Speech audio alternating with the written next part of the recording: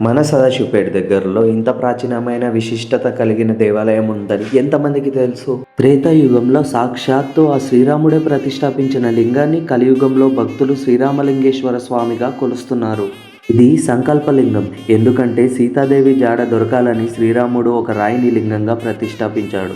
ఇక్కడ ఏదైనా కోరిక కోరుకుంటే పక్షం నుండి ఆయనం అంటే 15 రోజుల నుండి 108 రోజులలో ఆ కోరికలు తప్పక నెరవేరుతాయి. కోరిక నెరవేరిన వారు ఆ తరువాత స్వామివారికి అభిషేకం చేస్తారు. దేవాలయం ముందు ఒక గుండం ఉంటుంది. ఆ గుండంలో మునిగి ఆలయం చుట్టూ ప్రదక్షిణాలు చేస్తారు. ఈ గుండం ప్రత్యేకత ఏంటంటే ఇక్కడ గుండంలోని నీరు తీసుకొని పోయి పొలంలో చల్లితే క్రిమికీటకాలు పోతాయని ఇక్కడ భక్తుల నమ్మకం. ఇది ఇక్కడ పురాణాల నుండి వస్తున్న ఆచారం. అలాగే చర్మ సమస్యలు లాంటివి ఏమైనా ఉంటే ఈ గుండంలో ఒక్కసారి మునిగితే సమస్యలు అన్ని ఖచ్చితంగా తొలగిపోతాయి.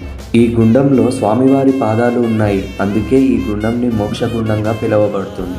ఈ టెంపుల్ ఎగ్జాక్ట్ లొకేషన్ అయితే సదాశివపేట నుంచి వికారాబాద్ పోయే రూట్లో బురుగుపల్లె అనే గ్రామంలో ఉంది.